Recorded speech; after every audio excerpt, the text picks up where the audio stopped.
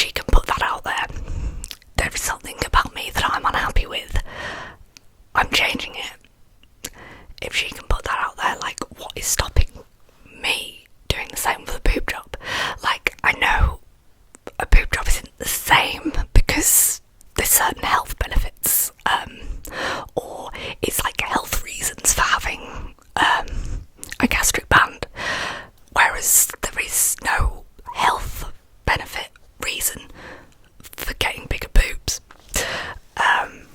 So yeah, that gave me the confidence to be like, you know what, I'm going to make an inquiry. So I made an inquiry. Originally I said to them, I don't want to go for it until next year. But then I discussed it with Jordan. I looked at how much it was going to cost, and I was like, you know what, I might as well do it this year. I am going to have to take 6 weeks off running, although only 3 weeks. I'm not sure when this video is coming out. Might be 2 weeks, might be 3 weeks. Depends when the nurse signs me off, I suppose. But yeah, I'll have to take some time off running. But I should be able to get back to where I was. But I might as well just do it this year. So I went for it. I had my surgery on, originally it was scheduled for November the 3rd, but then they moved me by 1 day to November the 4th. And I had to travel to Preston to have the surgery, to hospital there. I had to stay overnight. It's weird actually, twice in the course of my recovery I was told by medical professionals, wow, you're very healthy, like we could tell that you do a lot of exercise, which was nice. I had 350cc silicone implants in both breasts. I did want to go bigger, but basically I got the maximum my surgeon would offer me. I have something called symastia, which is like, it's a congenital symastia, so it's like a joining of the breast tissue. It basically means that, like, in the centre of my chest, I don't have a real separation. It's slightly raised off my sternum, so my surgeon was concerned that if he went too big, I could end up, like, the implants would worsen the symastia, essentially. He also suggested getting a sternum compression bra, but they are like £80, and I was already spending £40 on compression bras, more than that I think actually, but I haven't used one. I actually do have an Instagram that documents my journey, but I won't share it because it's mostly women only and a couple men who requested to follow me, but they're men I know, or their exes, so it's like they've already seen my boobs. So yeah, plus like all the pictures are edited because obviously women's nipples aren't allowed on social media. But yeah, I had the surgery. I recovered a lot quicker than I expected. I had under the muscle implants as well, and the recovery from those is meant to be a lot worse because it's under the chest muscle. So I was expecting to be out of it for ages, but I came off the codeine within 3 days. Came off the paracetamol within, and ibuprofen within the week. The worst part was like on an evening they'd feel really swollen and I'd have to get an ice pack on my chest. Also, like, the algorithm's gonna do crazy things with this video. I've literally spent like 10 minutes so far talking about my boobs after saying how my channel wasn't about sex and being sexy and sexy ASMR. I swear, if this is the first video of mine you've seen, yeah, I don't normally spend a lot of time talking about my boobs, but yeah, I haven't been officially measured yet. I actually have a bra fitting booked for a couple weeks time. But I measured myself at home, and I think I was a B cup. I was quite flat chested, but I'm currently measuring at a D cup or thereabouts. So quite an increase. I still have to wear the compression bra until I'm 6 weeks post-op. I have had to get rid of every running bra I own.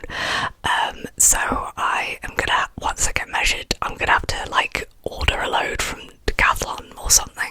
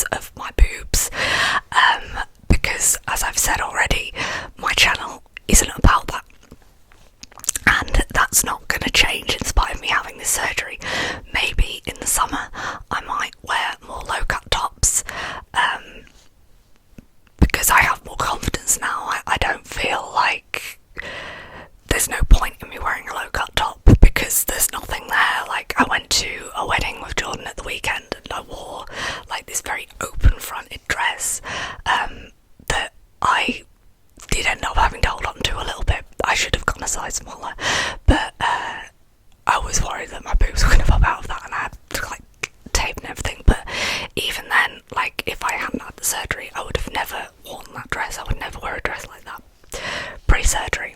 So it's great that I have the confidence to now. I've bought like some crop tops and stuff for summer next year.